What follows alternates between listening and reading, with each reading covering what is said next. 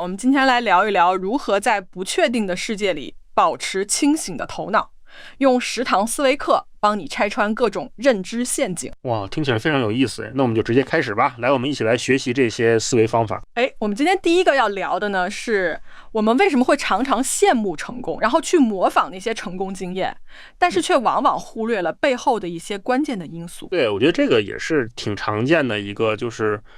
比如说我们家楼下那个奶茶店，去年还在晒它月入5万的流水，然后今年就已经变成5金店了。包括你在短视频里面看到的那些95年后辞职创业1年买宝马的这些博主，其实他们背后可能是有一个 MCN 机构推的，这一个人火了，可能背后还有99个人都已经停更了，或者说已经失败了。对，这个就是为什么我们会容易把这些其实很随机的结果当成是有一个很确定的规律在里面。对，就是这个书《随机漫步的傻瓜》里面，它就是要打破这种，它不是说要教你怎么成功，它是说你要学会怎么识别这些成功的假象。对，他会用10堂课的方式来给你一一的拆解这些认知陷阱，然后让你知道在这个不确定的世界里面，我们应该怎么去正确的看待运气和规律，这样我们才不至于被运气完全的绑架。对，比如说我们经常会在投资啊，或者说在创业当中会觉得说这个人成功了，那他肯定有一套方法，对，他这套方法我是不是可以复制？对，但是往往我们会忽略掉其中运气的成分。对，这个你怎么看？这个就是书里面有一个非常鲜明的对比，就是有一个叫约翰的交易员，他就是靠高杠杆去买一些看似很安全的债券，然后他就有连续3年非常好的回报，他就开上了保时捷，他的办公室里面挂满了各种奖状。但是你知道吗？就是他这种成功其实就像一个定时炸弹一样，他只是运气好赶上了这个市场平稳的这一段时间。所以当08年金融危机一来，他就彻底崩盘了。他不光把自己的钱亏光了，他还欠了一屁股债。哇，听起来真的是一个很值得我们去深思的一个教训啊。对，然后跟他对应的就是这个作者他自己，他是一个比较保守的投资者，他就会去买一些对冲的工具来保护自己。所以最后就是当危机来临的时候，他反而赚得盆满钵满。对，所以这个就是说我们短期的成功其实运气占了很大的成分，对，尤其是在这种不确定性很高的领域里面，所以我们不能光看这个人他表面上的成就，我们还要去看他背后的这个路径，他是怎么成功的，他是不是只是靠运气对赌对了1次，那这种成功是很难复制的，而且它往往是不可持续的。你说这个黑天鹅事件它到底有什么独特的特点让人们这么难以应对呢？就是它的这个定义里面，它是说有3个特点。第一个是它非常的稀有，就是它是超出你以往的经验的。比如说911事件发生之前，你没有任何人可以想象到有人会用民航飞机去撞大楼，对吧？然后第二个就是它的影响非常的巨大，比如说08年的次贷危机，它让无数的人失业，让很多人的生活都彻底的改变了。第3个就是虽然它在发生之前你是完全没有办法预测的，但是当它发生之后，总会有一些专家出来说啊，我早就知道会这样。就这种叫什么事后诸葛亮的偏差。所以黑天鹅事件是一个让人又没有办法预测，但是又会产生很深远的影响的这样的一个东西。对，所以我们能做的就是不要去试图预测黑天鹅，因为你是预测不到的。我们能做的是不要让自己在黑天鹅来的时候死掉。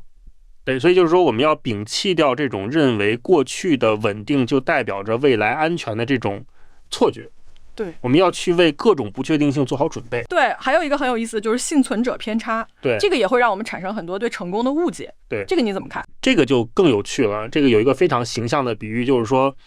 有1000只猴子在那里打字，然后他们就乱敲，每天呢就留下敲的最好的那100只猴子，把其他的猴子都淘汰掉。第二天呢，让这100只猴子再敲，再留下最好的那10只猴子。第3天可能就有1只猴子敲出来 hello。对，这个时候媒体就会来采访这只猴子，说你是怎么做到的？你是不是天才？就会去研究它的生活习性，它吃什么东西，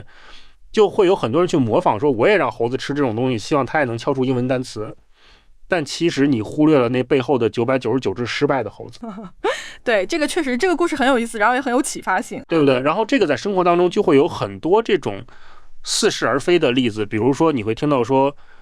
比尔盖茨辍学了，他成为了世界首富。扎克伯格辍学了，他成为了亿万富翁。所以你就会觉得好像辍学创业是一个非常好的一条路，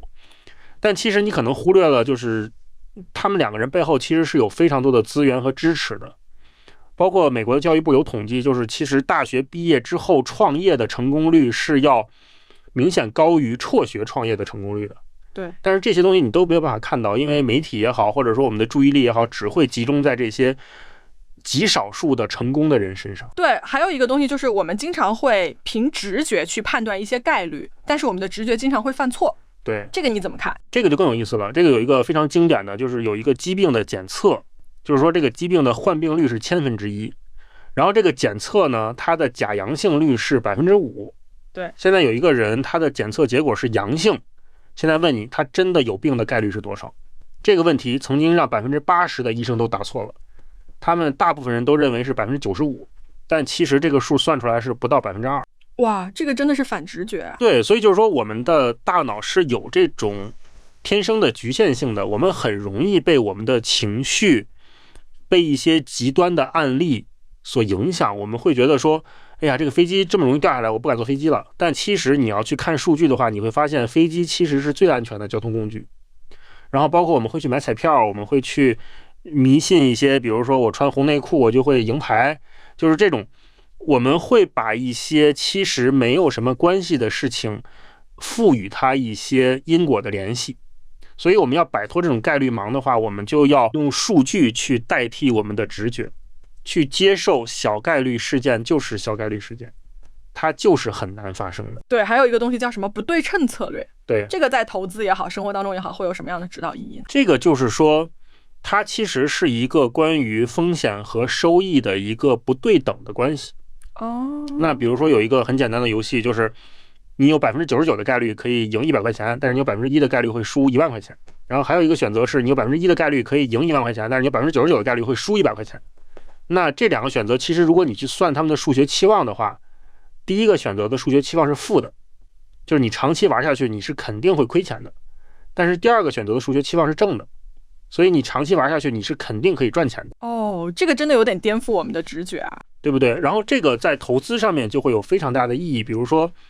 塔勒布他就是这种不对称策略的一个拥护者，他就会去用一些很小的风险去博非常大的收益。比如说他会去买一些期权，